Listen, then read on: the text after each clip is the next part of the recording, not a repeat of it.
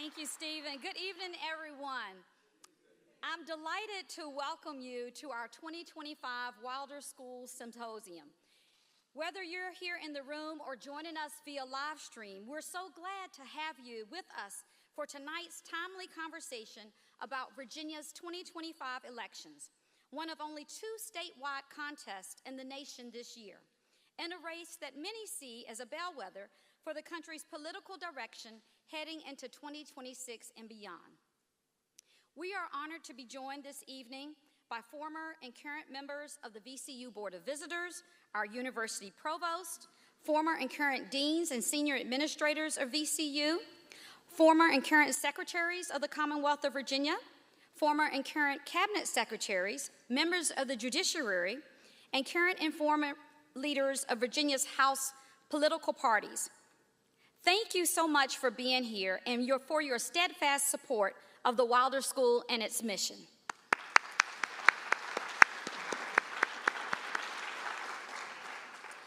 This annual event is especially dear to us here at the Wilder School because it reflects the vision and leadership of our namesake, the Honorable Governor L. Douglas Wilder. As the nation's first elected African-American governor, he continues to be a source of wisdom, courage, and inspiration, not only to our faculty and students, but to leaders across the country and indeed the world. Each year, Governor Wilder personally curates this symposium, and we are proud to carry forward his leadership and commitment to thoughtful, people-first dialogue on the issues shaping our democracy. That same spirit is behind the National Ovation Scholarship Fund, which was launched last year during a gala honoring Governor Wilder's more than 70 years of public service. These scholarships support students from Virginia Commonwealth University, Virginia Union University, and Howard University who are pursuing careers in public service through the Wilder School. I'd like to ask our scholarship recipients to please stand.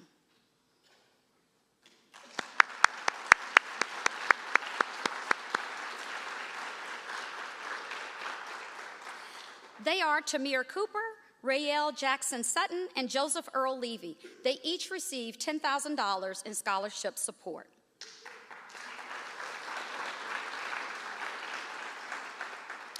Of course, this commitment to civic leadership is also embedded in the work that we do every day.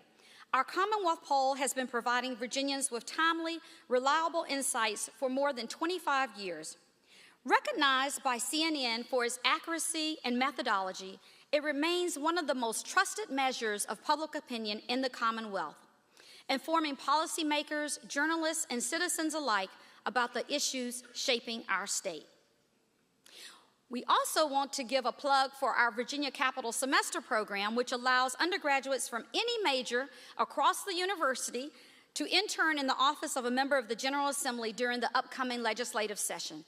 This is truly a once-in-a-lifetime opportunity, so for all of the students here with us or watching us via live stream, I want to remind you that the deadline to apply is October the 1st, so visit our website at wilder.vcu.edu for more information. And for all of us here, as we start to talk about the upcoming election in November, I just want to remind you that early in-person voting has already begun as of Friday, September the 19th. The voter registration deadline is Tuesday, October 15th, and of course, the big day, Election Day, is Tuesday, November 4th. Your voice matters, so please plan to vote and encourage others to do the same. Tonight's conversation will explore the national significance of Virginia's 2025 election, and it'll be easier than ever for you to take part. You might submit your questions via live stream. There is also a QR code on the back of your program. You can use that to submit questions, or you can also submit questions on an index card, and they will be collected. So we have plenty of ways for you to get your question submitted. I want to express my sincere thanks to all of the panelists and invite up to the stage Dr. Bob Holsworth, who will moderate our discussion tonight. Bob is the founding director of the Wilder School, a trusted political analyst, and one of our most steadfast champions. We're always so grateful for your insight, Bob. Thank you for being with us this evening.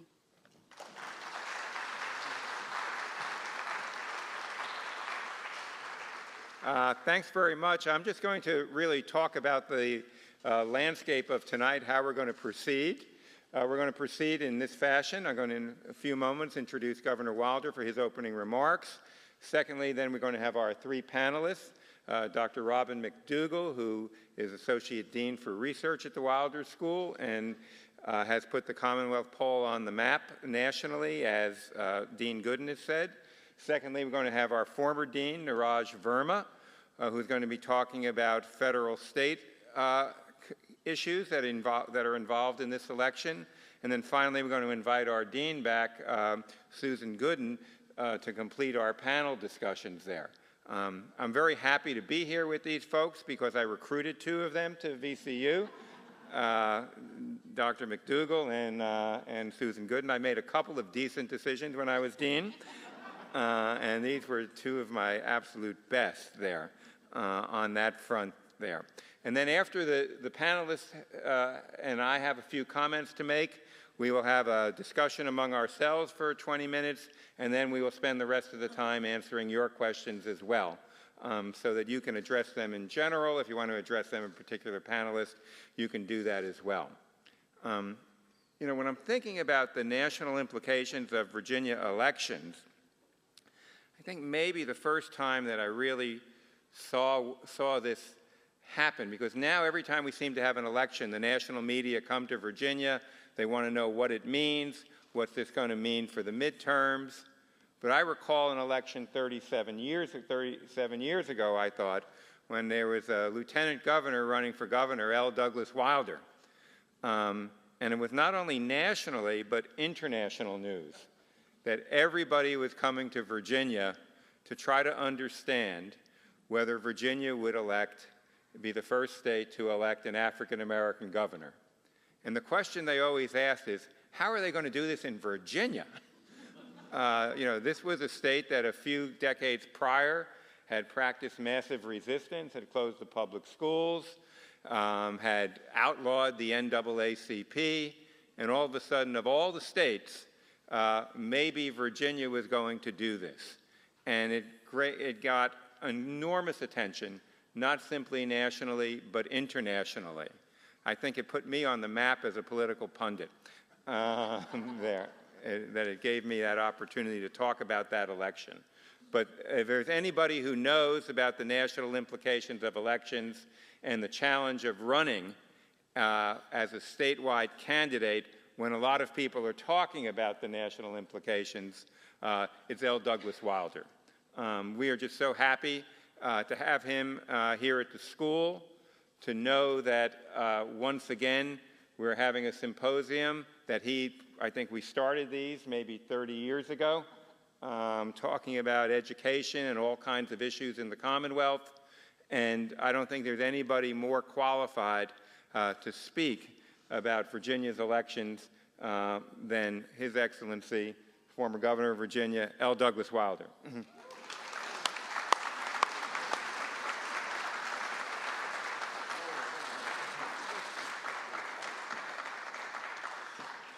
Thanks, Bob. My phone is ringing. Let me cut it off. And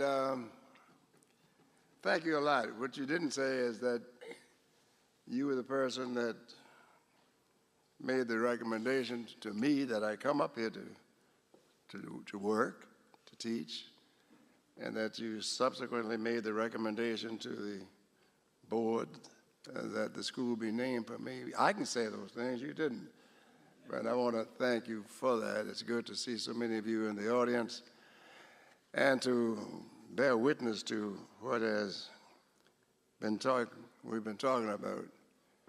The birthplace of the nation is where? Right here, Virginia.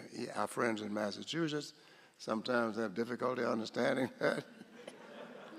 But we know, and we talk about it, and we think about what it meant and what it means, because this was a place where democracy's promise and failures took place and takes place on a regular basis. When the nation was founded, it was founded with hope, founded with belief. People were leaving autocracies. They were leaving places where they couldn't be heard. And if you notice, I said people were leaving. Autocracies were not leaving. We didn't have kings, we didn't have queens, but we had people. And so we've seen this democracy grow. We've seen Virginia grow. And we've seen some of the things that took place. We had what is called the bird machine. Some of you have learned about it. And they were tight. They ran a very tight ship. And their belief was they wanted to control government from the White House to the courthouse. In other words, you voted at the courthouse, that's where your registrations were anyway. And the President of the United States ran the government. So the bird machine was quick to realize that if we can capture the people early on, then we can control everything. Here we know this time the winner of the governor's race is going to be a woman. Can you imagine? And as Bob was saying earlier, people were saying when I ran for lieutenant governor, have these people gone crazy? You mean to tell me that that's what they're going to do? And then when I did win that race, when I subsequently thought to run for governor, they said, no, that's not going to happen. Because those people out there are not going to go for it. And that's why I decided I was going to go to those people out there and campaign. I took off 6 weeks. I didn't stay in any hotels. I didn't stay in motels. I had a few staff people with me. They did. They could. But I said, I want to stay in the homes of the people everywhere. I'm going to every county and every city and every township. And I can tell you, it made me so proud. I came to the point of saying, I don't care whether I win or lose. But I've learned Virginia. I know Virginia. I know the people. Not a single person refused to shake my hand. Not a single person refused me entrance to campaign and to come in. Not a single person. And it was a testament to the people of Virginia. I had a good friend of mine passed recently, Russell Potts, up in Winchester, was introducing me to a class a couple of years ago. And he said, one thing we liked about Wilder, even though I'm Republican and he was Democrat, he always reached across the aisle. And he said some other nice things. I said, well, no, Russ, all those other things were nice, I like them. But I never reached across the aisle. I never recognized that was an aisle. I never saw an aisle. I saw people. I saw representatives of people. And to that extent, I hope that we can continue that in this instance.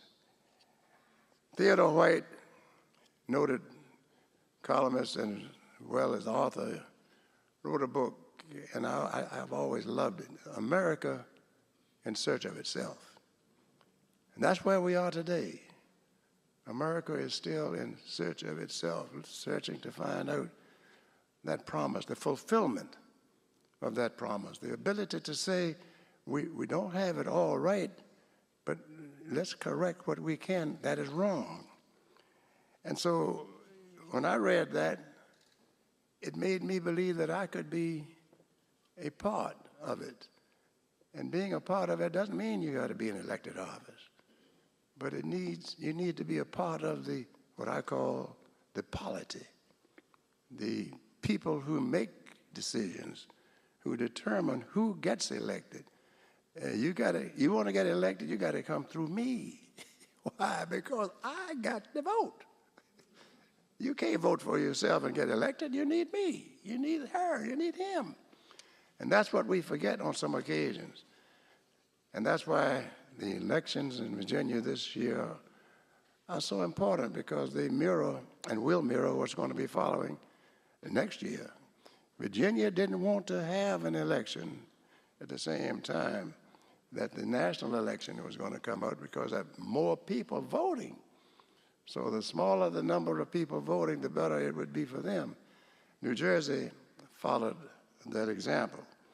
And so I think that democracy clearly depends on the people's voices to be heard. And one of the things that's come and taken its place, notwithstanding us believing in law school when we went there, McFarland, my lawyer when I was the governor, that a corporation was not a person. But lo and behold, the Supreme Court comes down and says, oh, yes, it is. Corporation is a person. So they can contribute as much money as they want to. And don't you let anybody tell you that money doesn't talk. Don't let them tell you that money doesn't take its place and have its place. But the people still are in charge. Our responsibility is to make certain that those students who have been entrusted to our care receive the education that they deserve as it relates to reviewing history, understanding what diversity is, recognizing what it means to be included, and knowing what it has to mean to be a part. And so I am pleased to be here to learn further. Oh yeah, I still learn. And to be a part of this great, great occasion, and thank our dean and my participants on the panel to be with me, and God bless all of you, and we'll see you. Thank you.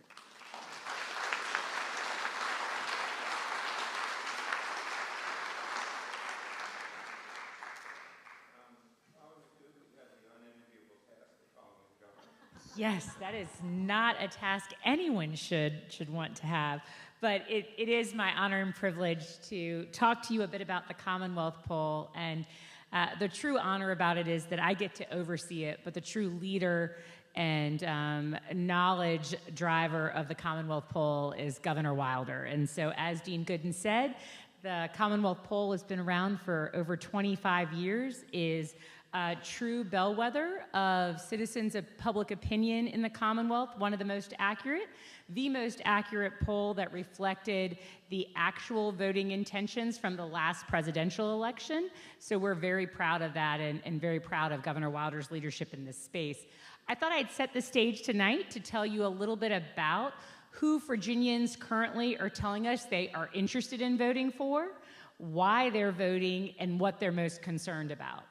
So we've had 2 polls in the field thus far. We had 1 poll this summer, so I'll refer to that as our summer 2025 poll. And then our most recent one that we just released a couple of weeks ago is our fall poll. We just went back into the field early this week, so we will have our final gubernatorial 2025 election poll hitting the streets, as you will say, at the end of October, right before Election Day.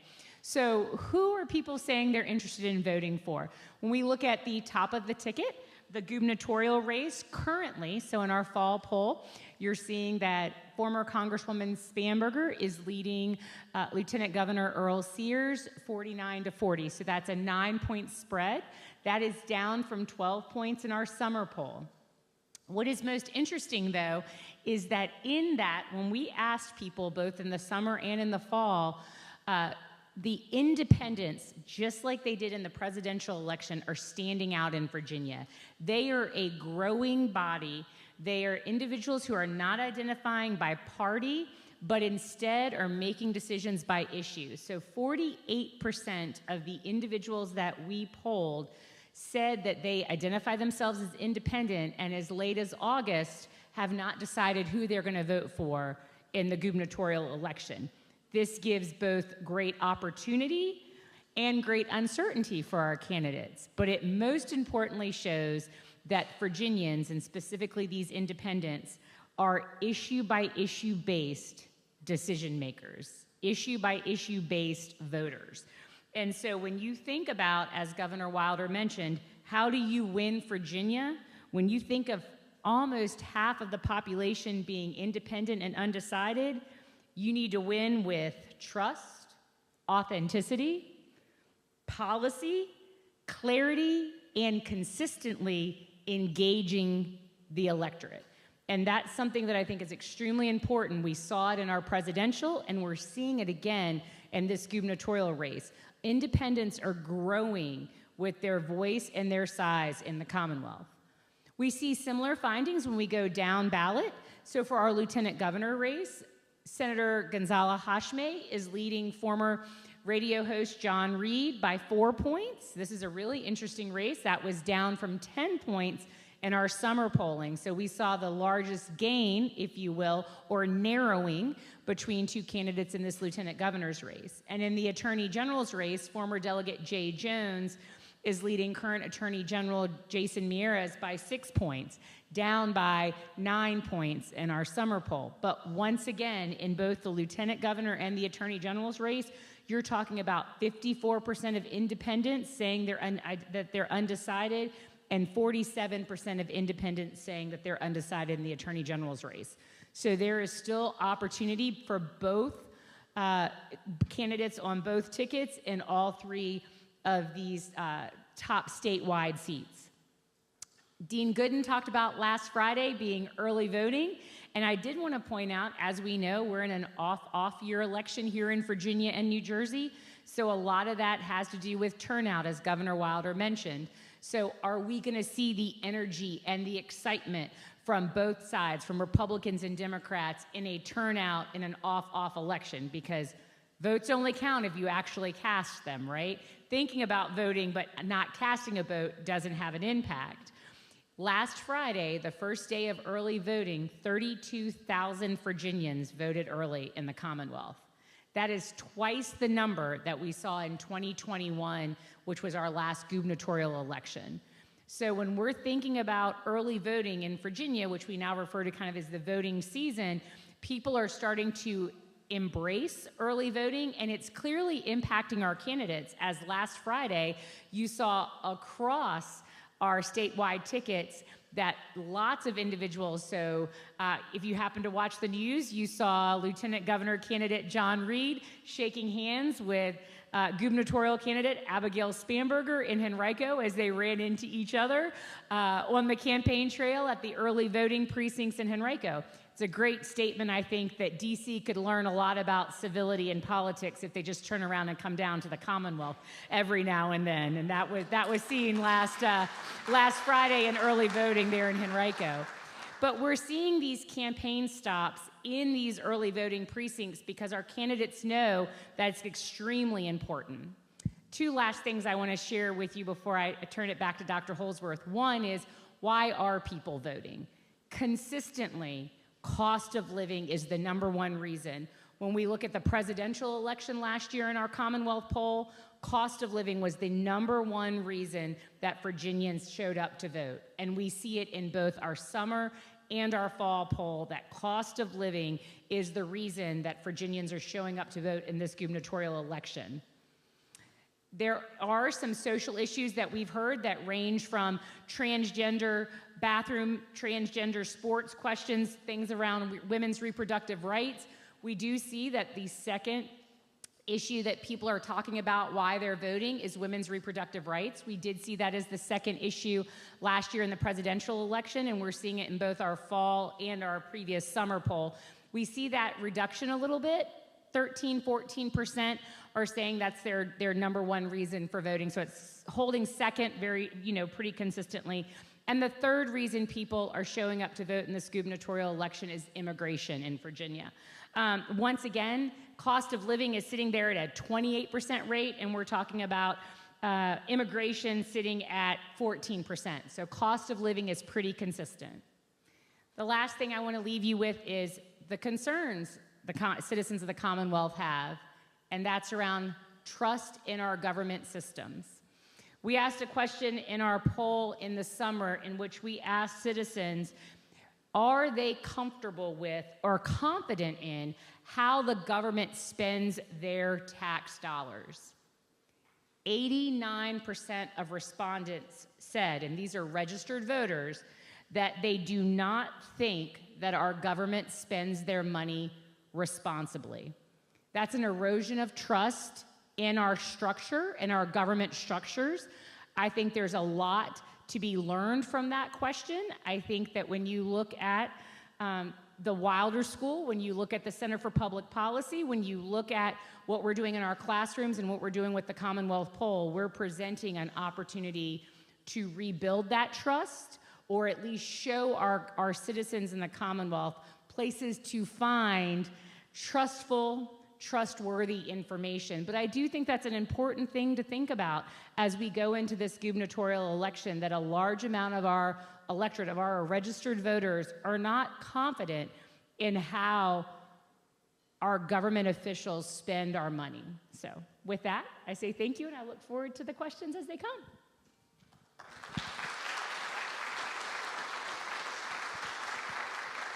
Next panelist is Dr. Niraj Verma, former dean of the Wilder School. Thank you, Dr. Holsworth.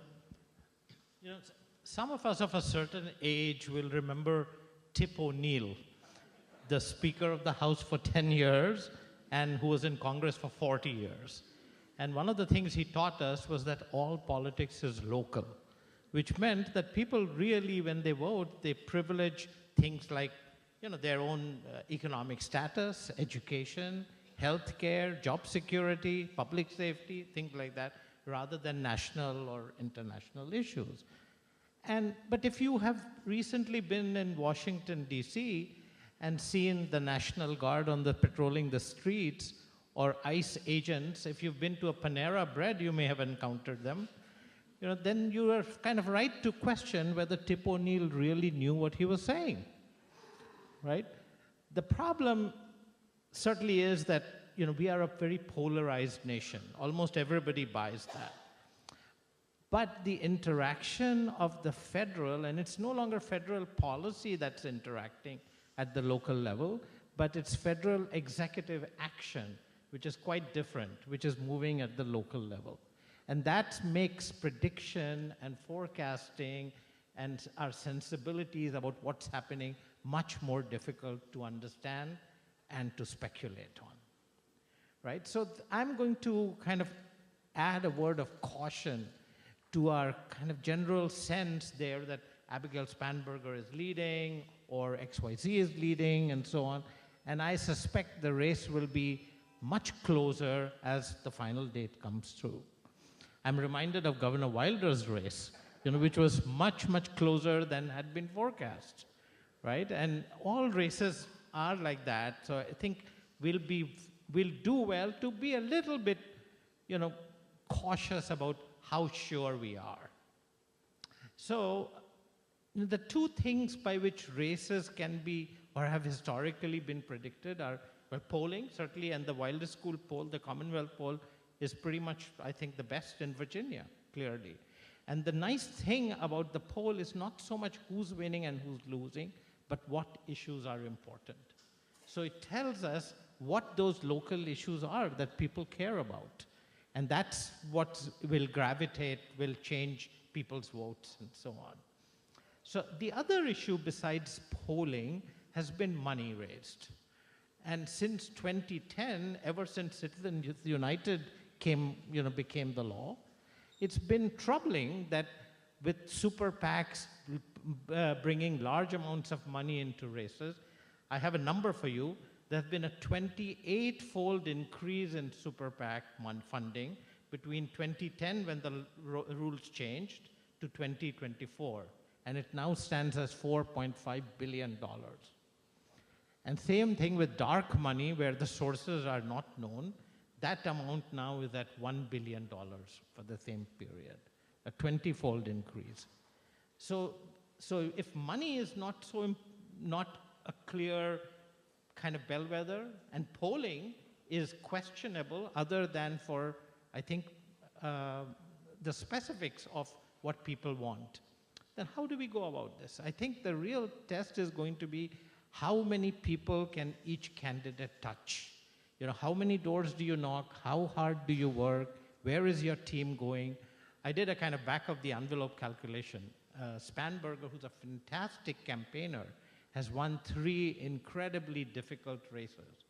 But if you tally roughly the total number of people who voted for her, it comes to about 400,000. Now, Earl Sears is probably not as sophisticated a campaigner. At least that's what everybody seems to say. But she has actually won a statewide election, although she was not at the head of the ticket. And she had close to 1.6 million votes, or a little bit more than that. So she has kind of, I'm thinking of this statistic as a predisposition to consider a candidate. And in that sense, 1.6 million people have shown some level of predisposition. Now, this was before Spanberger started campaigning for this election. And what's going to be important is exactly what Spanberger is doing, going to the churches, going to, cookouts, right? And you see, the relevance of what I'm saying. And going to schools and so on, talking to people, introducing them. And the number of independents is staggering. And that statistic that Dr. McDougle just put forth is pretty important. But I think everybody is independent at some level, right? Till they vote, till they press that thing, not when everybody has decided who they are going to vote for. So the idea that party identity is kind of in decline, which was one of the findings here, I think resonates very strongly with that idea. I think I have only a few minutes left in my time, or barely any. So I'm going to pass and later on come back for questions as they come. But the bottom line is, just as Governor Wilder said, those people need to be reached, whether he had to reach them or the candidates today have to reach them. And we have to knock and reach each one separately. There is no constituency that can be taken for granted, whether it's African Americans, Asian Americans, white men, white women, gay, lesbian, whatever. Thank you. Thank you, Bob. Thank you. Thank you very much. Now I'll ask Dean Gooden for some comments. Thank you so much, Dr. Holsworth. So I really wanted to structure my comments around what I see as some of the paradoxes of this 2025 election here in the Commonwealth of Virginia, and wanted to walk through a few of these. First, regardless, we know that Virginia is going to elect our first female governor. That's a historic milestone because it will be the first in the Commonwealth of Virginia, and we've only had 51 female governors in U.S. history. And to put that into context, we've had well over 2,500 people who have served as governor in the United States. So approximately 2% have been female. Virginia will come off the list. There are 18 states who have never elected a female governor. And so presumably November 5th or 6th, if we have to have, depending on how drawn out it becomes after the election on the 4th, we will have our first female governor elected. And if we put this even into more context, there's only been 5 times in the U.S. history where the candidates nominated by both major parties had nominated a woman. So this is very historic ground, and it should be very exciting ground. But the paradox here is that for all the history, there is very little discussion about it. Both candidates seem to downplay it. It may be a strategic choice on their part. But if we just think about the momentum and the energy, we don't see that same level of momentum and energy that we've seen in the past, say when Hillary Clinton was running, there have been times when we really saw gender issues really coming to the fore. But here we're having very little discussion about that. I think that's an interesting paradox. I would say likewise, we have the most diverse ticket that we have seen ever in the Commonwealth of Virginia, in the totality, looking at both parties, whether we're talking about race or gender or sexual orientation, immigration or religion. And still, there's very little talk about that, even though the topic of DEI itself, diversity, equity, inclusion, is the topic of the day.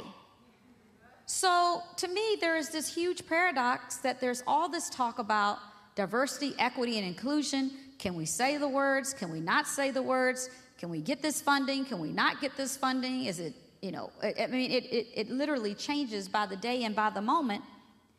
But yet there's very little talk about the diversity that has brought all these candidates to the fore, regardless of where your political orientation is. This is the most diverse candidate pool that we have had. Where is the talk of that?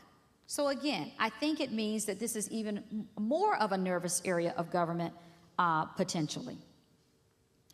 Another paradox is that higher education is still viewed as a path to success, but more and more people are skeptical about the costs that it takes to walk that path.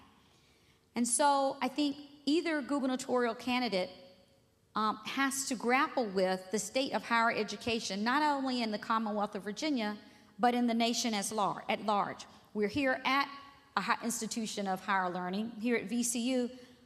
I can tell you there is a perfect storm going on in higher education right now across the country. Trust in research is eroding.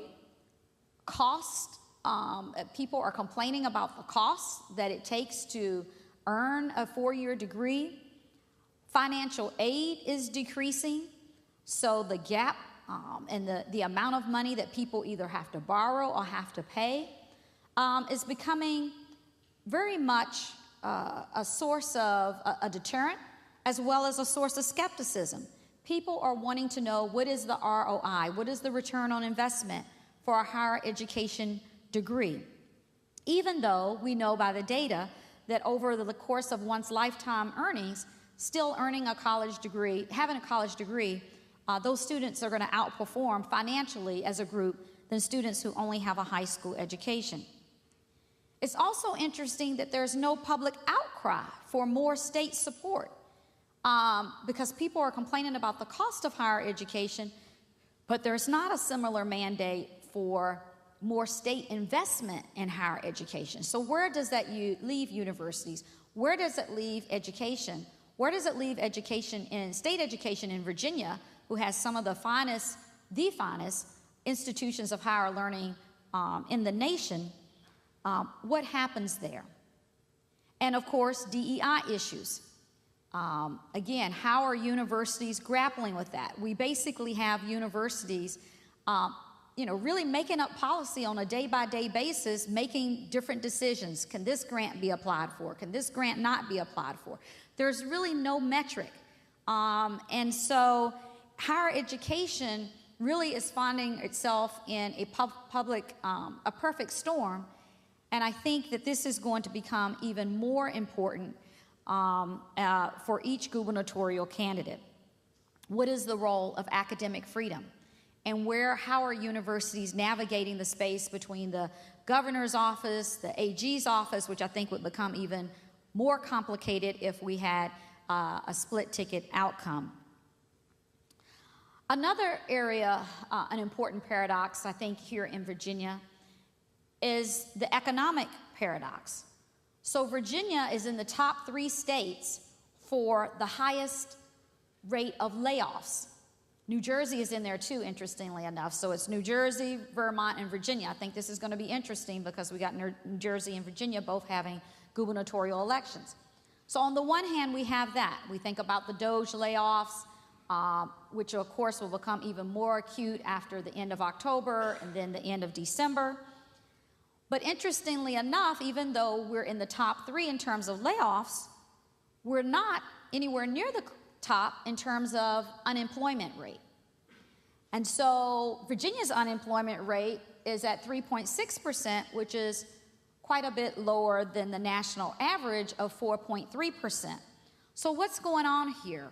How will the candidates sort of address this duality that we have in Virginia from an economic standpoint?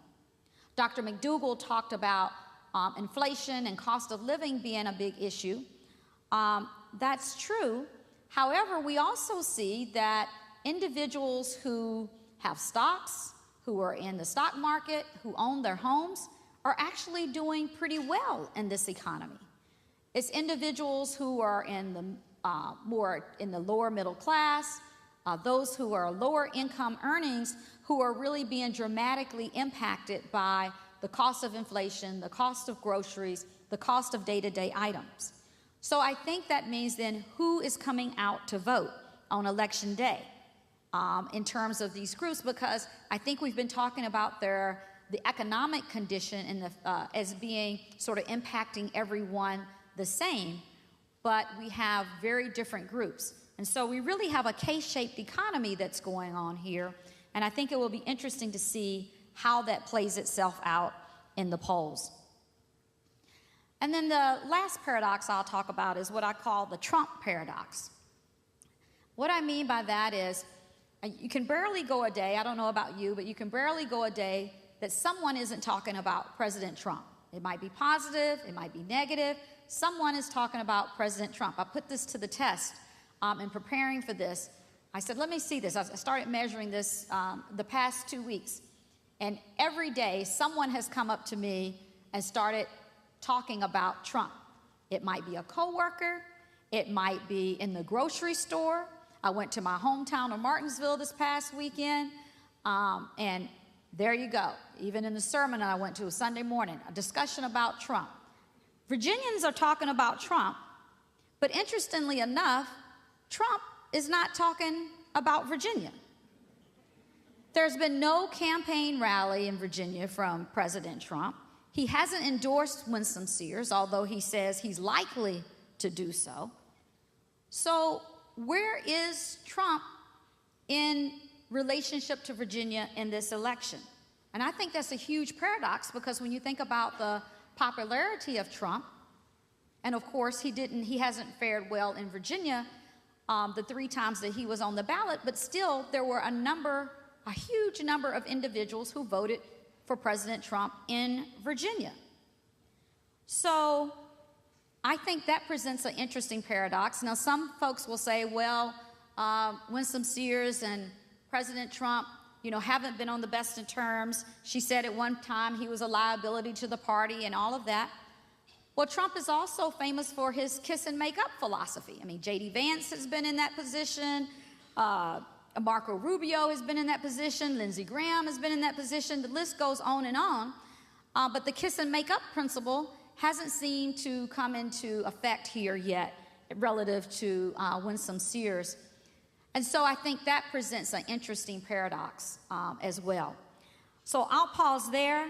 I guess in summation, I think there are a lot of things that we are talking about, but also interestingly enough, a lot of things that we aren't talking about, which I think makes this election particularly interesting. Thank you. Okay, thanks so much.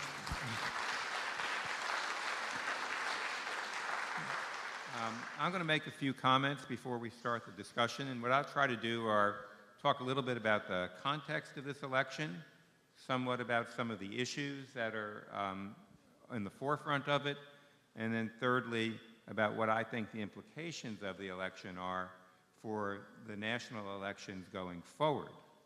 So first of all, the context is pretty unusual. And I think we have to recognize that Virginia politics has become progressively nationalized over the years. And at this point, we have a president who consumes an enormous amount of the political oxygen. And the president it's very interesting to me to watch what's happening.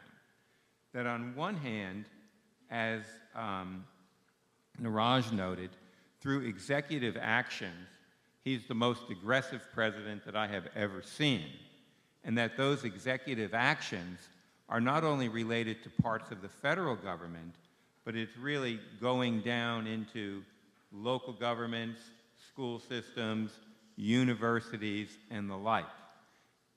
And so that is one point. We have just an extraordinarily aggressive set of executive actions demanding that various institutions do something. Sometimes they don't necessarily have the force of law behind them, but they have the force of the threats of funding, taking away funding, and things of that sort. At the same time, if you look at the polling, this is the president who's not very popular. His approval rating is somewhere, depending on the poll, between 38% and 45%. His disapproval rating is well over 50. When you look at things like the economy, he's underwater by 20, 25 points. Even things where he started off very well on immigration. If you ask about border security, it's very positive, but if you ask about ICE and all the things that are going on with deportations, that's underwater as well. So you have this situation where you have a president very aggressive on executive actions, at the same time not very popular, but he has control of the entire Republican Party, he has a Republican Congress, and he has enormous support out of the 6 of the 9 members of the U.S. Supreme Court. And so you have that going on. And at the same time, you have what you would call, despite the unpopularity, what I would call a lot of capitulation to the executive actions. And I'll just even mention, we've seen this through law firms, we've seen it at universities. And I'll even mention here at VCU, since I'm no longer associated, I'll mention a couple of the things here. The sort of abridgment of free speech for students. No student is now in a protest allowed to carry a sign more than 8.5 by 11. Just a few months ago, students were on the lawn outside of the library commemorating a protest in which they had been pepper sprayed the year before, and they were told they couldn't sit there on blankets, that the blankets were illegal on this front. You've seen the elimination of the DEI offices at Virginia Commonwealth University, and then it didn't stop there. They then hired a law firm to actually go further and look throughout the university to any other place where there might be some hidden DEI that's going on that needs to be eliminated. So it's not uncommon that this has happened in a lot of places. And this is sort of the interesting context of what's happened. And the other thing that's occurred is that President Trump's ratings, according to the Commonwealth poll, is underwater by double digits in Virginia. So that's kind of the context of this election, that in some ways you have a situation where it looks a lot like, perhaps, 2017, when President Trump was president the first time. He was underwater in Virginia. The Democrats nominated Ralph Northam, who ran a pretty, what I would call, milquetoast campaign. Had a white coat on all the time, knowing he was a doctor. Didn't say very much, but was able to sort of basically count on the fact that the Virginians were upset with Donald Trump, and Northam won by 8 points and ushered in the best 4 years for the Virginia Democrats in a generation. In 2021, things got reversed. Joe Biden was in office, and as that campaign began with Terry McAuliffe against Glenn Youngkin, Biden's numbers began to crater because of the debacle of the Afghanistan withdrawal, and Glenn Youngkin very skillfully attached himself with this Parents Matter argument to the fact that parents in Virginia were in a foul mood because of 18 months of remote learning and their kids not in school. And so what happened in 2021 was a different type of turnout. That what you saw was that the turnout of Republicans was far better than it was in 2017, where the Democrats had a turnout. And one point I would mention here is that every gubernatorial year that follows the presidential year, there are 1 million fewer people who don't vote in Virginia. There's kind of a missing million. And the election, in some ways, is determined by the people who decide not to come out, as well as the people who come out in that front. So that's why turnout is so important. So as we go into this year, we have these two candidates, Abigail Spanberger running ahead in the polls, very similar to what Trump's ratings are in that front. And she's running what I would call pretty much a Northam-like campaign. It's pretty much safety first. By and large, she is talking about the chaos that Trump has brought, trying to appeal to the DOGE, the situation of the DOGE cuts, where Virginia is essentially ground zero, as Susan said. And then secondly, she's talking about she's going to lower costs. And she says, wherever I go, people are talking about lower costs, and I'm going to address that. I would say there's not much specifics behind that right now.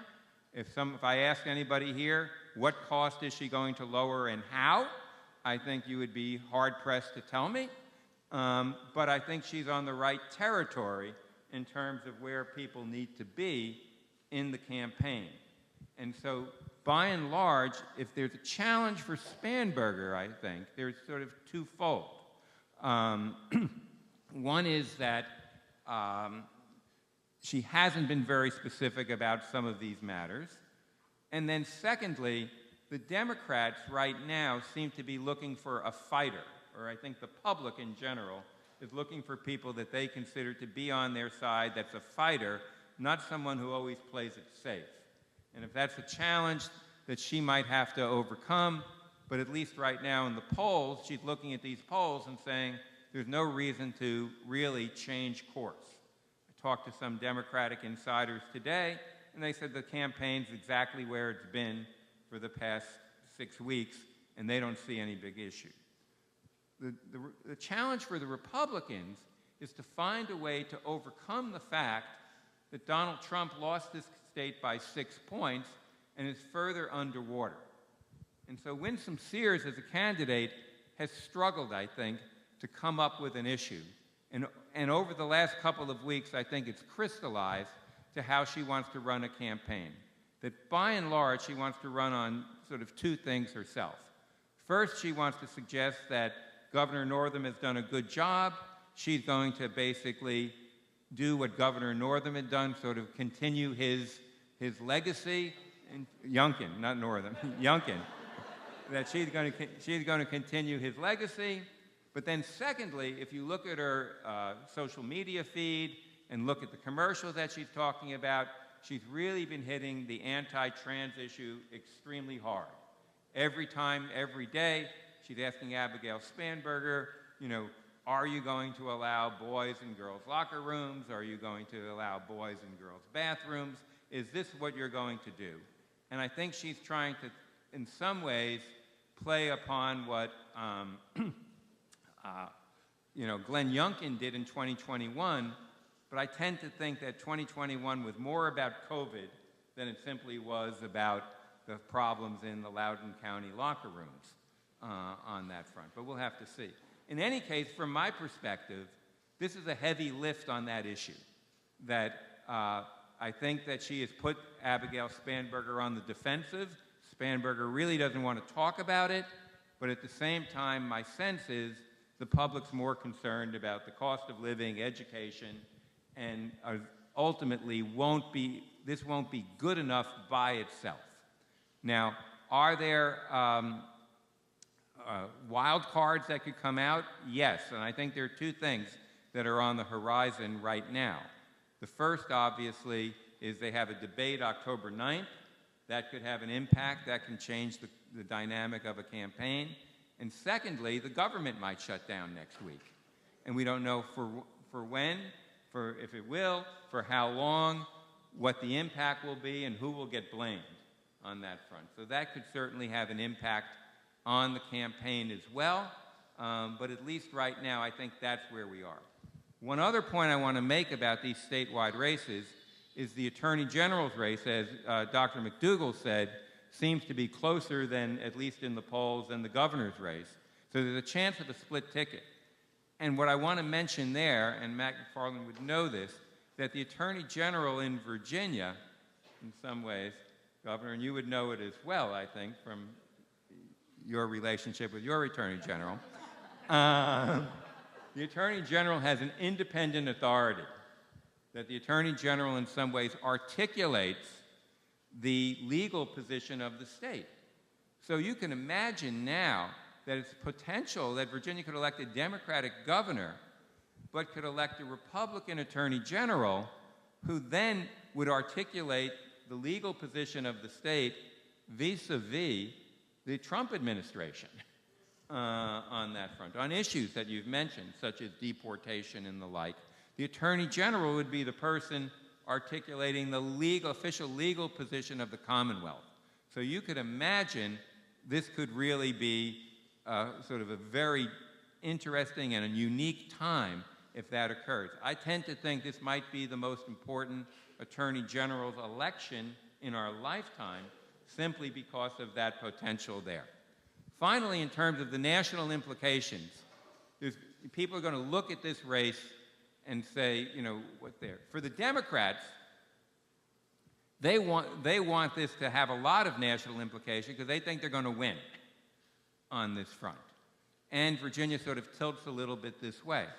What I would tell you, if Abigail Spanberger loses, it's a catastrophe for the Democrats nationally, that it will be seen as a big problem going into 2026. If, however, not only Spanberger wins, but if the Democrats in the House of Delegate races pick up 5, 6, or 7 seats in purple districts, that will send some shudders through Republicans in Congress who have to run in purple districts in 2026. So my sense is that this election will have these significant national implications because people are going to read this as the first election of 2026, and what they want to see is whether or not this election is going to mirror what we've seen in these special elections over the last year, where Democrats outperform what they did in 2024. So it's a great, it's going to be a remarkable time. There's going to be a lot of implications, and it's one that I think we want to encourage everybody to participate in any possible way that you can get out there. So let me now turn to some questions, and let me just start with Governor Wilder, and to say from what you're looking at in this campaign, what's been good and what's been bad? Well, I thought I answered the first part first. I haven't seen too much that I would say good. One of the things I constantly tell people that Donald Trump does not live in Virginia. He won't be on the ballot in Virginia, and it's a trap to believe that all I've got to do is to say that I don't like Trump.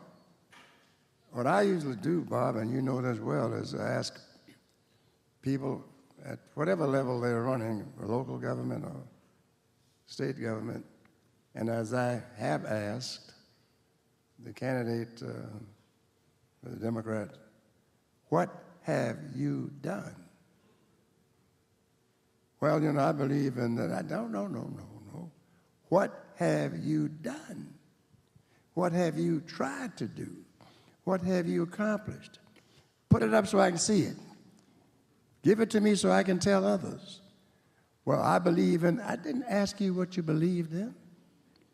What have you done? And I encourage all of you in the audience today, ask that of those candidates when you see them, if you meet them, and to demand that they tell you what they have done, not just at the level of national government, local government. We've got more people in local government representing groups that have been left out of the process for years. And I ask of them, what have you done? For instance, I was the only black member of the Senate. Only one. I think I got a little bit done. Fergus Reed and Bill Robinson in the House of Delegates were the only 2. But I think they got a little bit done. Right now in the General Assembly, there are 34 black members of the legislature. 34. And I would ask you to tell me some of the things that they've done. I'm quite certain they've done a whole lot. I just don't know about it. I'm getting old. Can't hear as much as I used to. But I do know we got some things going on at the state level that I don't like. I read that the Board of Visitors at George Mason University couldn't hold a meeting because they didn't have a quorum. Couldn't get enough board members there to vote. School's going through all kinds of difficulties and changes. Now, Governor Youngkin is not interested in that. He's going around trying to find some other replacements for other people. But he is the governor. And I know when I was governor, when the board would act like that, I know what I did. Fired the whole board. The entire board. Or hired them back. And you reference Walter McFarland, our good friend Mac McFarland, who worked in the AG's office for a period of time. And I asked him to come work with me when I was governor, which he did. He was my attorney general. Because my attorney general didn't support the things that I wanted. I thought women should be able to go to VMI. She said, no, a woman said, no, don't want them to go. We had to hire outside counsel to be able to get that accomplished. Let VMI be VMI, she said. Well, hell, we're going to let segregation be segregation, if that were going to be the case. And so the issue today hasn't changed, Bob. It's what are you doing to deserve a vote for anything? And if you're not there, get out of the way. This doesn't mean that someone can come and say, I want to run for office. Well, why?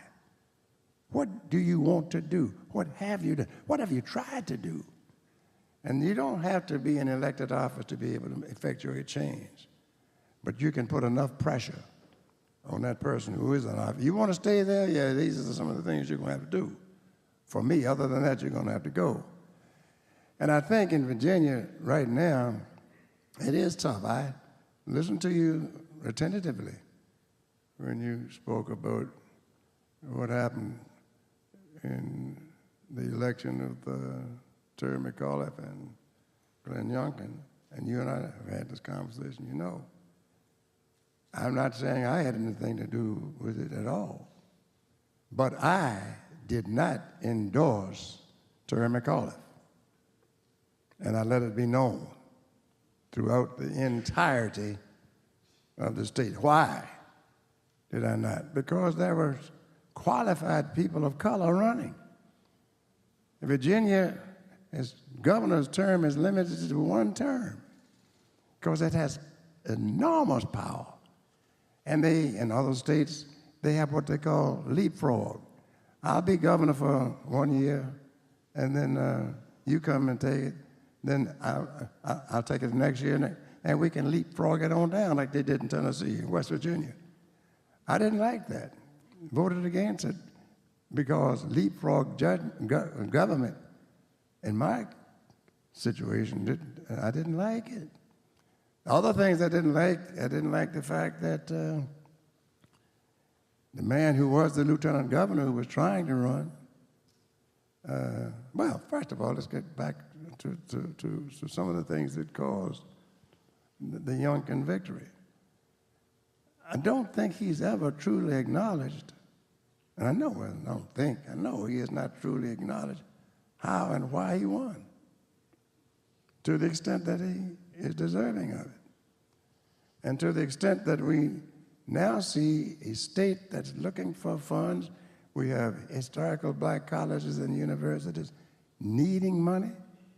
The pretext saying, well, you can't do that because you're a private school. Why are they private schools? They're private schools because they couldn't get a charter with the state unless they declared that they were private so that the state couldn't be made to take care of them and give them money. Virginia Union was one of them. And in numbers of the schools across the nation were that way. Alex Stexnader, you know, you're sitting there, you know it as well as anybody, that Alvin could say that under no circumstances can you rule out that Virginia has not done what it needs to do for historical black colleges and universities. But for Virginia Union, I wouldn't be up here talking to you today in this capacity. They would let you register there at Virginia Union if you had as little as $10 tuition, $90 a year. Tuition, $90 a year. And I couldn't afford that. And I had to walk. My father said, one way. Give you transportation one way. Other than that, I had to walk from Church Hill to Virginia Union or walk back. Now, I'm not complaining at all because I learned so much there. I learned the value of education. I learned that without it, you're not going to make it. With it, you better use it. And to the extent that I see wasting hundreds of thousands and millions of dollars here at this university, wasted, thrown up into the air with no accountability as to what happened. Can you tell us what happened to the $100 million, Mr. President? If you've heard the answer, let me know. No one has heard the answer, and you won't hear the answer. And how you can tolerate that and let that go unabated, unabided, and say nothing. I wasn't born to say nothing. And I will demand what is right and criticize what is wrong. And that's what I want to encourage more of those young people who are involved in knowing what to do, what should I pursue. I want to go into politics. Why? Do you know the issues? Do you know what people are looking for? Education doesn't change from K through 12 to finite degrees in higher ed. The demands are the same thing. You want to know, you want to learn, but it's costly. And I think if we have increased costs of education as they're going up, as we just talked about, you're going to have a diminution of students and people who are being able to go. And what does that mean? That some people will have what? All the money and all of the fruits of that as far as education is concerned. And that we'll be creating that underclass.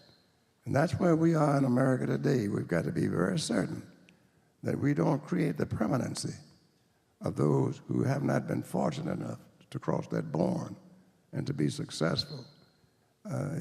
You're right. I'd like to talk to Mac McFarland about things because he and I knew that if we had the law on our side, then we could convince the people that this is the law, that we can get things to take place. We can get the legislature to do it. They can listen. I had some of the most conservative members of the legislature you could find. When I was first elected, you didn't have an office. You didn't have a legislative assistant. Your salary was $1,500 a year. And you met once every 2 years, not every year. Which means they could put in the most draconian laws in 1 year, and the people would never know anything about it. And only people who could afford to take time out and come to Richmond and spend that 30 days. And it was 30 days. It wasn't going to be 30 plus. 30 days. And they would sign by the clock sometime and push the hands back. So, you know, that we're still within that 30-day period of time. So am I lamenting the past? No, I'm reminding some of you who may not be familiar with that past that we've come a long ways, but we've got a long, long ways to go. Don't give up. Fight the fight. God bless.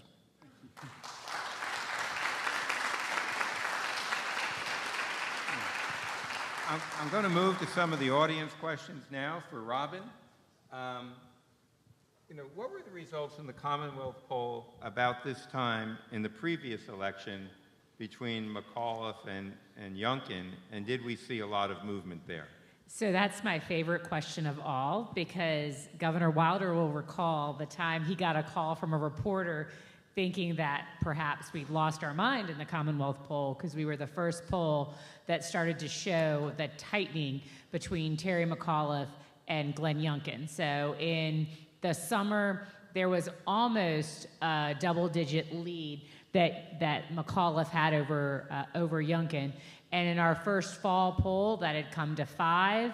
And by the time we had our second poll, which was at the end of October, we were within the margin of error. So former Governor McAuliffe was still leading, but only by 2 with a 4-point margin of error. And the reason I say Governor Wilder was an amazing leader in the Commonwealth poll, because when he was getting challenged by our methodology, he stood firm and said, we believe in our results, we know our methodology is right. And all of a sudden in the fall, as you saw other polls from other universities and other polling firms, they started to move toward our methodology, which was gubernatorial turnout, not presidential turnout. And that's where we saw the real difference. And so, yes, I'm an academic, and yes, I love polls, but I'll tell you, methodology really matters. So when you're looking at these polls, really pay attention to make sure you're comparing apples to apples. But that's what we saw then. We were seeing a much tighter margin, and then we had moved by our second to last poll, we were in the margin of error between former Governor Youngkin and former Governor McAuliffe and now Governor Youngkin. Thanks. This one is for Niraj. Focusing on this issue you had mentioned with executive action. And here's the question. It says, Republicans appear to be unaware that one day a Democrat will be president, and that the power given to the executive branch will be available to a Democrat. Your thoughts on this? It's always, future value is always discounted when you consider it in the present. And people forget that the future catches up with them in some ways, right? And so on. But I don't know if that's going to have a tipping effect of any kind. It's certainly a very valid concern, but this kind of reciprocity, whether between the present and the future, or between one party and another, doesn't quite happen in reality. One of the things that I have noticed, though, is, with the internet and social media now being so hot, much more active than before, a lot of these conversations are happening where people are not privy to it. They're happening in closed rooms and special rooms, and we only hear about it when the final decision of a group is made, when they come out, so to speak. I mean, people have written about it. They talk about how resistance becomes project, and we only find out when it becomes a project and in the open. So we'll find out. Okay. This one for Susan. How has feminism intersected with race and politics in Virginia, and how might this impact the upcoming election? Well, I think one thing that's interesting is that, and again, we don't have a lot of data on this, so neither candidate in this particular election, I think, would describe herself as a feminist, right? I mean, I think they have downplayed largely and I think it really speaks to the role of identity politics in general in this election that we haven't seen across the board, not just for the female candidates, but for the African American candidates, for the Muslim candidate. I mean, any candidate, we've got a diverse group of candidates, but we don't have what I would say identity politics coming alongside that. And so I think the interesting question relative to the intersection of feminism and race is, if you don't have a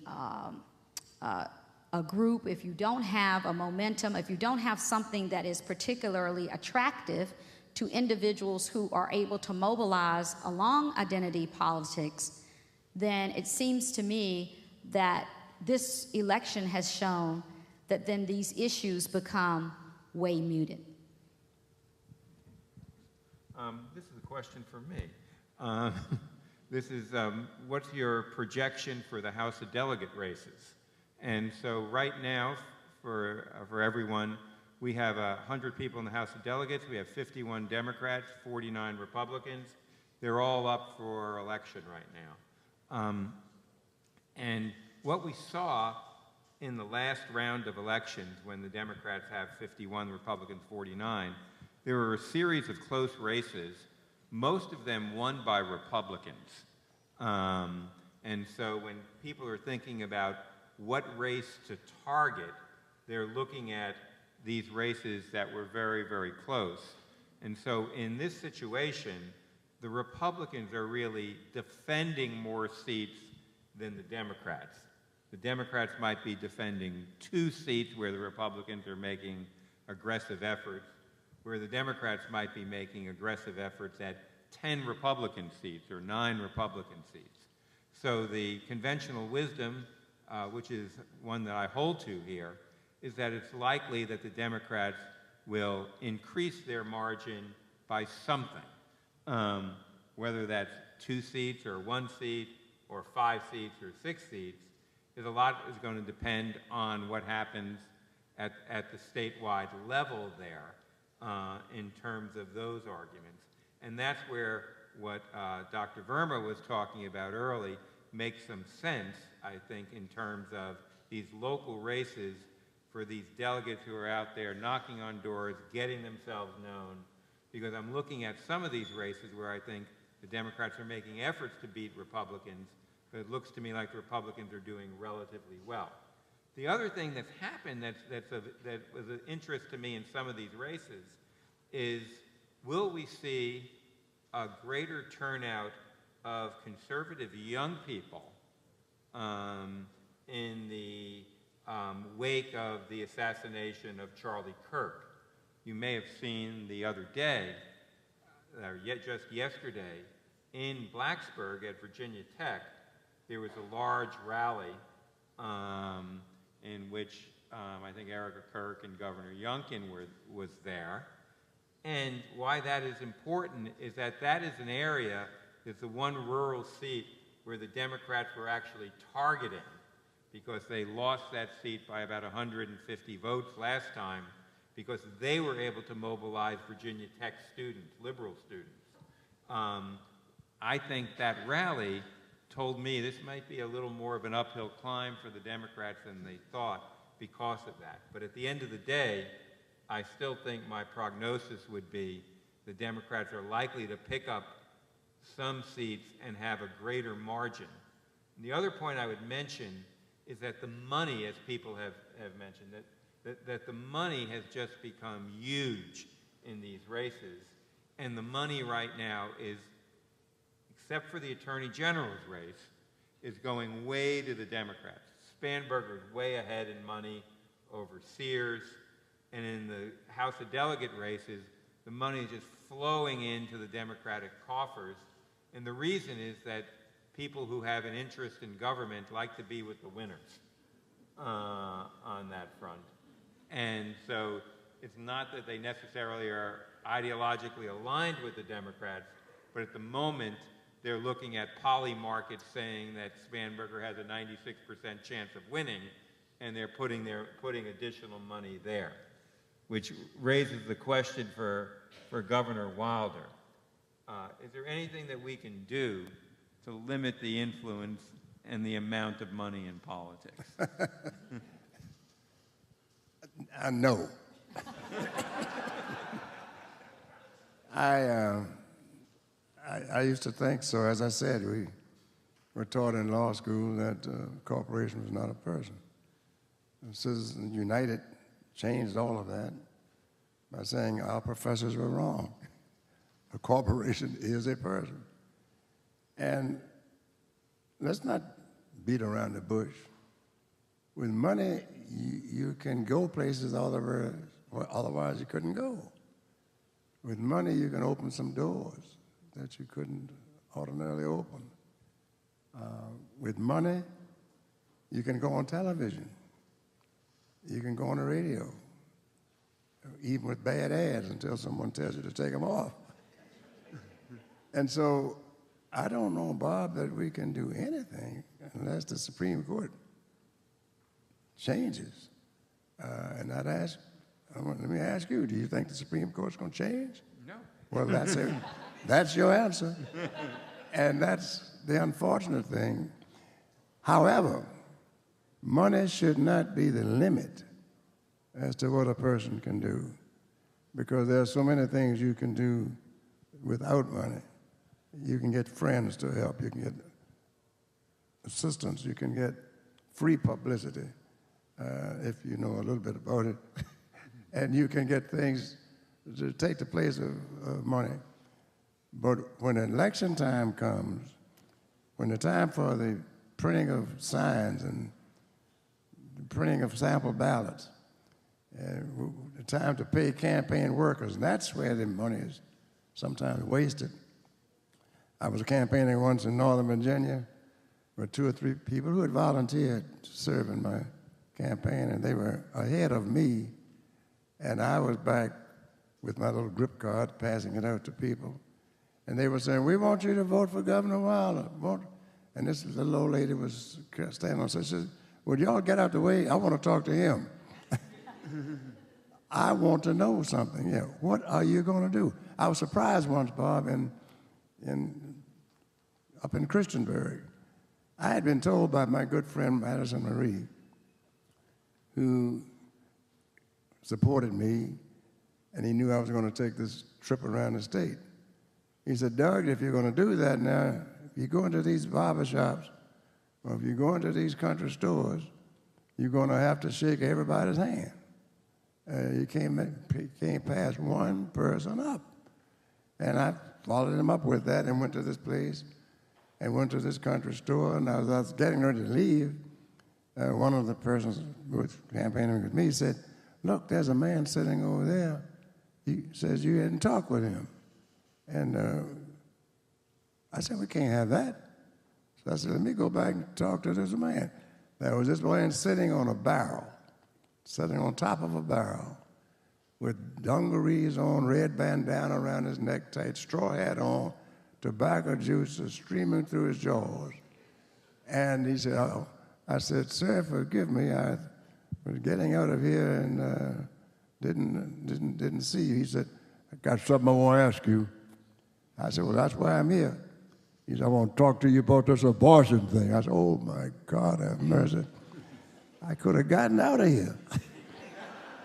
So I started with my Jeffersonian spiel. Government has no right to interfere in the most private. It ain't no man's business, no way, is it? That's what he said to me. Look how guilty I was. I judged him by the way he dressed, by the way he talked, and by the way he looked. Who was the one who was prejudiced? Me. That lesson stuck with me, so I'm talking about it now, and I'll never forget it. And that's one of the things I want to see candidates do. Appeal to the issues.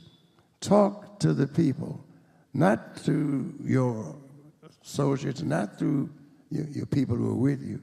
Talk. Take questions. Answer them. Nothing is off limits. And time is not off limits. If you've got the time, I've got the time. And that's why when I see some of these candidates who have these speeches written out for them, have the issues written out for them, oh, they're paying a ton of money. And where's that money going? It's not going to help the people. It's going to pay these people who are supposedly helping you. Helping them do what? Get elected? How? By paying you 6 figures for whatever period of time when you didn't have a job when you came here. I've got to give you all of this money. And that goes on at the national levels as well. So money is still there. Great. I'm going to ask this question a little bit differently than it was given, but I think both for Susan and Niraj. There are a lot of universities around the country that are minority-serving institutions. They get an official designation that way. What are the consequences, long and short term, of scaling back or removing DEI initiatives on these campuses? Susan and Niraj. Oh, okay. Yeah, no. So one thing that I think is interesting, it relates to that question is, I guess last week, week before last, President Trump allocated $500 million to HBCUs. That money was largely taken from MSIs, minority serving institutions. So I think it's this interesting juxtaposition, I think this is another paradox, where there seems to be support, or at least I'll say not hostility, toward historically black colleges and universities, but you do see that toward minority serving institutions. So the question is, why? Why is that the case? And I do think that one of the things, and that's not to say, because of course we know that HBCUs have been woefully, woefully underfunded for years and years and years. So this is just a drop in the bucket. But I think it's all wrapped up into the complexity of the DEI conversation. MSI is not supported. HBCUs are supported. It really doesn't follow a real logical pattern relative to higher education. I think part of it too, quite frankly, is that some of the universities that had the MSI designation did not have necessarily that commitment. And I think that has come back to bite some universities that wanted to have that distinction, but then did not sort of in their policies and in their practices really kind of promote minority students or diverse interests, so there was a disconnect between the designation and the action. And I think that could be part of that equation as well. Niraj? So, Susan, I largely agree with the direction Susan's taking. I think the issue is the spirit of DEI is often not translated into policies and actions. And that's what happens very often. So people, even before DEI, we had legacy admissions, for example. And that was tolerated for a very, very long time. It was a form of DEI, but for a different constituency. And we ignored it, but we carried on with it. Now, when DEI came, people are flagging sometimes extreme examples of something, like everybody who's a job applicant must write a DEI letter. It makes no sense to do it. That's not the ethos of DEI. The ethos of DEI is to help people who really will shine and contribute to the nation and the university, which they are doing. I mean, as I was in Buffalo as the chair, and for the first time I saw somebody who was the first in her family to go to school. And she went on to grad school, went on a trip abroad with us and so on. It's a deeply humbling, satisfying, and energizing event to see such a thing happen. And whether you call it DEI or you call it something else, we cannot do without this. Otherwise, we lose entire huge constituencies of people and their talent. Thank you very much. Okay. Bob, that I think the other thing that has been, quite frankly, very disappointing about universities in this space is that, it's been two sort of really big issues. One has been the indirect rates on federal grants, and then DEI. Now, the indirect rates on federal grants, I mean, you've had universities come together and say, hey, we need to educate, we need to advocate, we need to, do whatever we need to do to make the case for why those indirect costs are important. This is sort of, let's sort of advance this argument, let's educate. But there has not been that same approach relative to diversity, equity, and inclusion. Universities who ostensibly were committed to DEI were the first to say, oh, well, no, we can't do that. This is having a chilling effect. So you have these conversations oftentimes happening in the same room, and it's just really, I think, perplexing. How can universities, on the one hand, say the research funding is part of our academic mission, our devotion to research, But then the notion of access, inclusion, DEI, we've kind of said, oh, no, no. So that then raises the question of where was the commitment? Was the commitment actually ever there? Or are universities now being able to hide behind and say, well, you know, the commitment really wasn't there. Now we have a convenient excuse not to continue to move forward in this area. I don't see how you can approach research in one way and DEI in another way and say you value both. You know, I would just mention one thing here as well to follow up. I think a lot of the universities, whether it's been on the research funding side or this, they get picked off one by one. They don't engage in any kind of cooperative, collective action here, which is I think they need to do to make a broader case. And so if you're just one by one, no one wants to object. So, I mean, it's even hard here to find out exactly what grants have been removed. If you talk to the media, very often they can't even get an answer about exactly, because no one wants to put in jeopardy further grants if you're too up there. And I think the universities, if they had a better sense of working together, they might have been better to withstand this. Robyn, back to politics here. From your polling, yes. Would President Trump's full-throated endorsement of Winsome Sears be a positive or negative? What we're going to use that as a loaded question, I think, there, Dr. Holsworth. So, you know, I think that some would argue that his full endorsement would help his constituencies that were questioning her support to, you know, the MAGA initiatives when she made her comments about him not being fit for office. So some could argue that could help turn out that base a little bit more. That being said, I think that many, especially those tight purple House seats that were Republican won by just a couple of votes, that becomes a challenge for those Republicans running in those tight districts. I don't think that we've seen much of a enhanced request from other members down ticket as well. I think you've seen other individuals from, you know, national politics coming into Virginia. I think that I don't think it would have that big of an impact. Some could argue that it could turn out a little bit of that base that might still be questioning Lieutenant Governor Earl Sears's commitment to President Trump. I just don't think that that's going to be enough to tighten that margin enough to have an impact.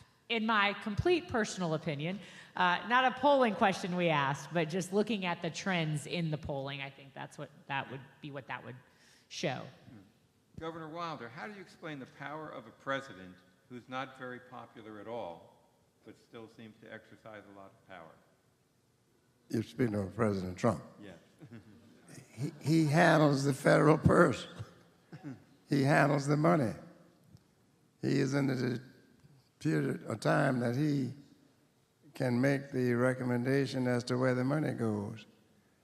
And all you got to do is look at the news as it comes out. I'm going to recommend, as Susan covered it just now, by saying certain things are going to take place. And these are, as you said, diversity-leaning schools. But when he hits that and causes people to be, as I said, you're leaning, well, what does that mean, you're leaning? If you don't know what it means, I'm going to cut off your money. In other words, if I can stop you from getting whatever monies I can at my level, at the federal level, if I can cause my people in the Congress to go along with you, if they can cause their local legislatures to go along, and I hate to say it, but we get back to what we've been talking about for the better part of this evening, money. You can't escape it. And the power money, as you have often heard it said as well, is the power to destroy. You can make or destroy. And Trump is not a dumb man. He knows what he's doing. He knows he's there for the rest of this term, 3 more years. He is free. He doesn't have to answer to anybody. And yet there are those who are affected thereby, as you just talked about one of them, trying to get reelected. People have to make, are you going to be quiet, or are you going to speak, or are you going to talk? And so I think you get back to the same issue, Bob, in terms of the effect of money and the influence it has. Is it overstated? It could be. Now, if people just decided, and the people are always in charge, but if people just decided to say, this is what we want, we will be heard. Every time you find an issue like that, the leaders back off because they fear what the people might do.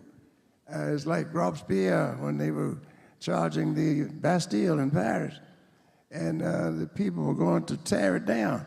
He was in the place drinking wine. He said, where are those people going? After all, I am their leader. You were, because if you're not careful, you're going to be the next. And so I think we are at a place in America today where the people are rebreathing the air of power that they have. They're really thinking, say, well, you know, we can make a difference. The problem is coalescing, and that coalescence has to be devoid of party affiliation. It has to be, we the people want this. And that's one of the things that made America great. They didn't say we the Republican people, we the Democratic people, we the people. And I'd like to see us return to that.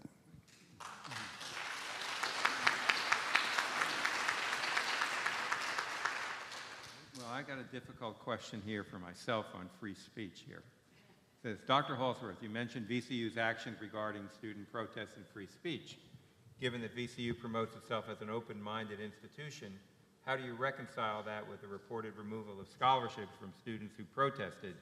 And what are your thoughts on the university receiving a D- grade for free speech? I'm disappointed in that because I've spent 30 years at VCU. I know the history of VCU. I know how the history was formed. I know how active the students historically have been at VCU in promoting free speech.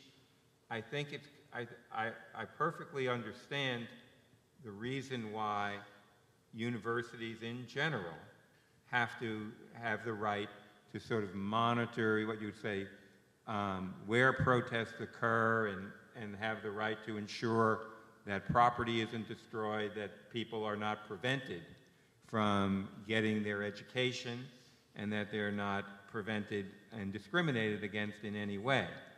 At the same time, when I first came to VCU, I taught political theory and I taught John Stuart Mill on liberty. And the idea there is that free speech is not only good for the person doing the speech, it's good for all of us. And so I was never a big fan of the liberal speech codes that were out there. I thought they went too far in many ways, but at the same time, I'm very much against what I'm seeing today in terms of speech codes that tell you you can't have a sign more than by 8.5 by 11 piece of paper. It's absurd out there. And it's a really violation, it's a direct violation of free speech, or to tell people you got to move from the lawn and get your blankets up and go to a cement space where you can have free speech. That's really not it. And I'm disappointed that we're going that way. I think part of that is also political, though. It has to do with the fact that university leaderships respond to the boards that they have and respond in some sense to political cues that come from higher ups as well. I'm hoping that over time, however, we're going to go back the other way. And I think we made a step this week when all of a sudden Jimmy Kimmel came back on television and basically made the case for free speech and had it defended, as Governor said, not simply by Democrats, but by Republicans as well. And so that's what we're about. Universities, protests shouldn't be destructive, shouldn't prevent students from getting an education, but we should want students to argue, to discuss with one another, and to have as much free speech as possible. That's what I think universities ought to do.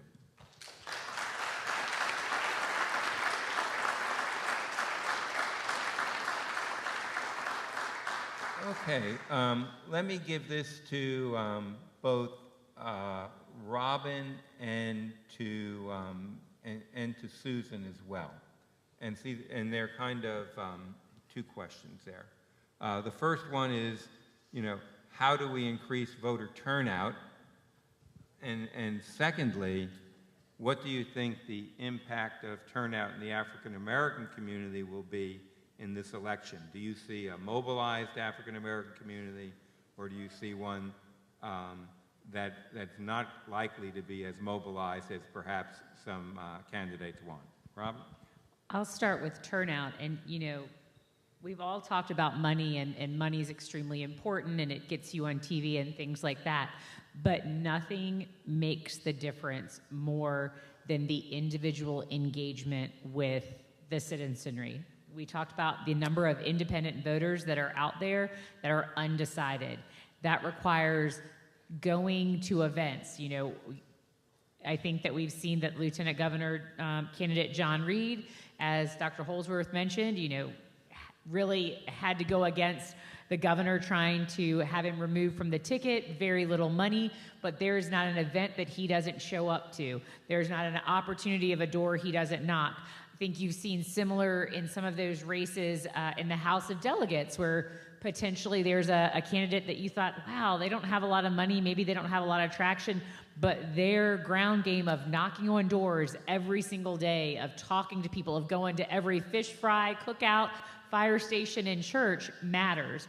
And so when we talk about an election like our gubernatorial, when we talk about the off year election, what we're really talking about is the connection that Governor Wilder talked about between the candidate and each one of us who are voting. And please let us not forget, it was not that long ago that our House of Delegates, who was going to be in power, was decided by pulling a name out of a infamous film canister, because both the Republican and Democrat candidates got exactly the same number of votes.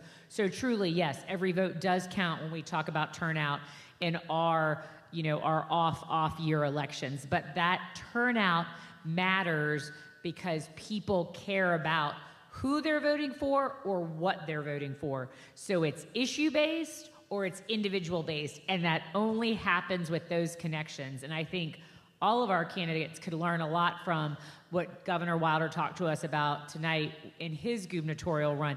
You go and you find where people are. You go to them and you give them all of the time to listen, not a campaign stop here for 10 minutes, a campaign stop here for 10 minutes, but the amount of time that's taken to be there. So that's what it's going to take, I think, for voter turnout to increase. I think it's always an uphill battle for us in Virginia, because as Dr. Holsworth talked about the missing million, it always is there. So who is going to have that best, ground game of turnout? Who is going to have the best connection to each of the constituencies that they're talking to? And you look at the House of Delegates, for the first time ever, the Democrats have a candidate running in every single seat. That's a lot of defense that has to be done while you're also trying to do your offense. But, connections are what matter. And so who turns out and how you engage on those issues, I think, will also then, of course, impact what the African American turnout will be, right? So Dean Gooden talked a lot about we're not doing the identity politics connection with the most diverse ticket that we've ever seen in the history of Virginia. And I think the most diverse ticket that's likely been, comparably statewide across the country. And so not having that, we have to get connections to individuals. And what are those issues? that will have that turnout in African American communities and have those issues really resonated. It could be the DEI component that we've talked about. It could be the reduction in support to minority-serving institutions. Those things could be that kind of national issue if it's brought to these African American communities in Virginia by the individual candidates. So that'll be the question.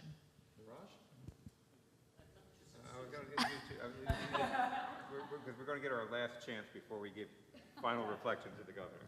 Okay. 10 minutes. It's interesting to think about who does not vote, right? So some people don't vote because they're ignorant of the political process, and they can be educated. But of the others who don't vote, some don't vote as a way, it's a kind of protest. So it's actually a vote, because you're not participating in this because you're disgusted or you don't want to vote. You feel that my vote doesn't count, whatever it be. And even if it counts, so what, right? I don't care about either of the two candidates, for instance. So that's another category. And I don't think going after them is going to do much good. And the third one is, who's your potential supporter of a position who's not voting? And that's the candidate's job. How do you uncover that? How do you get them to vote? On the other hand, and also how do you educate that voter who's not schooled into the democratic process? So there are different strategies that people need to think about. I'm sure that the candidates are thinking about it. You know, why else is Spanberger going to Bobby Scott's cookout, right? Or to, why is she going to all the churches and so on? Because she knows that these are the people who she needs to influence. So I think it's interesting that, you know, we've been talking about Virginia elections and our national importance, and it really is a critical election. But I also think it's probably the most lackluster election that we've seen in many years. I mean, maybe I'm missing it, but I'm not seeing a lot of people really excited about this election. I see people who are watching it. I see people who are engaging in it. I see people who are, interested potentially in the outcome, but I really don't think it's on the radar of a lot of folks. And I think it's because, probably with the exception of John Reed, I don't think that any of the other candidates really particularly enjoy campaigning. And I know that it's a difference between campaigning and leading. And occasionally you get a Governor Wilder who can do both in an excellent manner. But I think that across the slate, by and large, we have people who want to be in the position but really don't enjoy the campaigning aspect. And I don't think it's something that you can fake. I think it's something that people see and that they realize. And so I think then that's the same thing that is voter turnout. It relates to voter turnout. If you're not making a connection with the candidate, then it doesn't become a real high priority for you to then cast your vote, because you do think maybe it doesn't matter, or how has relationships, and so you talked about that, whether it's the African American community or any other community, people are looking for to have relationships with individuals who want to have relationships with them. And you really haven't seen a lot of aggressive outreach, by and large, for the candidates to the African American community in Virginia. What has been the platform of issues that these candidates are going to, a lot of times it's issues that indirectly will help to impact African American communities, and so you got to connect the dots. So if we do this and we do this and do this, then that's going to benefit African Americans. But you don't see sort of that direct engagement. You don't see that direct interaction. And I think that's not just with the African American community, but I think that's with communities across the board, where we're talking about rural communities or urban communities, or, Hampton Roads, Northern Virginia. I think we're getting very bland candidates for the most part. And I think the voters are also responding in kind.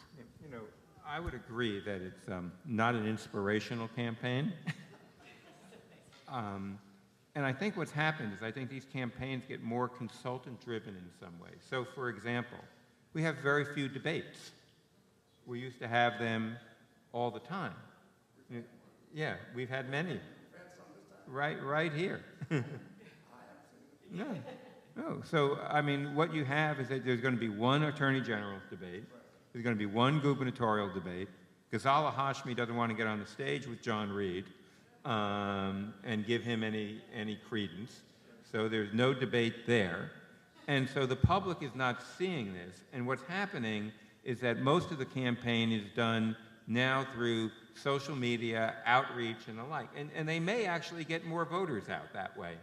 But the sort of public discussion of the campaign is sort of limited.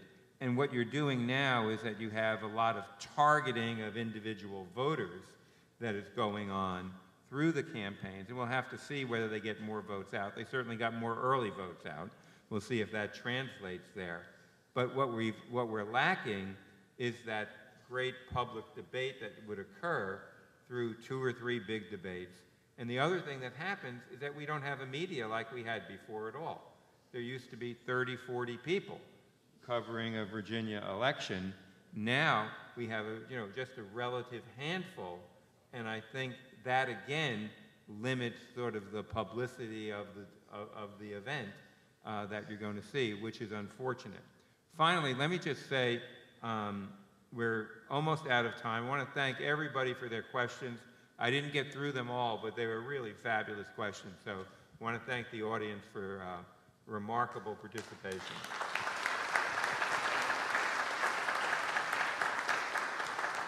And then finally, I want to turn to Governor Wilder for some concluding words here. I think you just said them. And I want to thank the audience particularly for taking the time to show interest and to be a part of what I call the polity and to carry the word. The absence of debates is not good. The people who think that they are entitled to tell others what they can and cannot do, block voting, for instance. When you make appeals, say we got to appeal to the African American vote. Now, what does that mean? What are the issues there that would not be the same as would be with the Hispanic vote? The crucial issues of education, safety, health, housing. Those issues transcend race and identity. And to the extent that our elected officials sometimes forget it, and those who seek an election forget it, speak to the purity, speak to the polity, speak to the real things. And you in this audience today can be ambassadors, as you will be, not just within your family, but like it used to be some years ago. What does my neighbor think? What do my friends think? What does my fraternity think? What does my sorority think? Let those things be the issues that you discuss rather than who's going to be the next member to come in. And that's why one of the things that Robyn was speaking about makes a great deal of sense. It's not a question of increasing your majority or avoiding losing the votes. Stick to the issues. Are the issues of housing and safety going away? No. Going to the gas pump, do you need to be reminded as to how things are? If you've got something now to drive to the gas pump, food being what it is, eggs being what they are, oh, I know.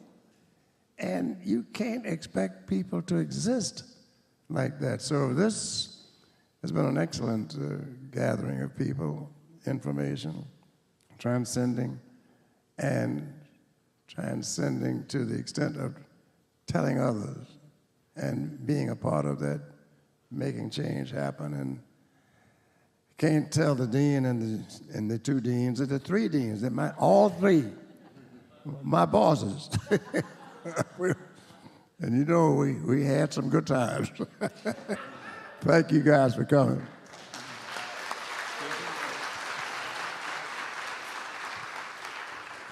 behalf of the L. Douglas Wilder School of Government and Public Affairs here at Virginia Commonwealth University, thank you so much for engaging with us this evening in person and online for our Wilder Symposium. Thanks to each of our panelists, and continue to make a difference in our world. Thank you.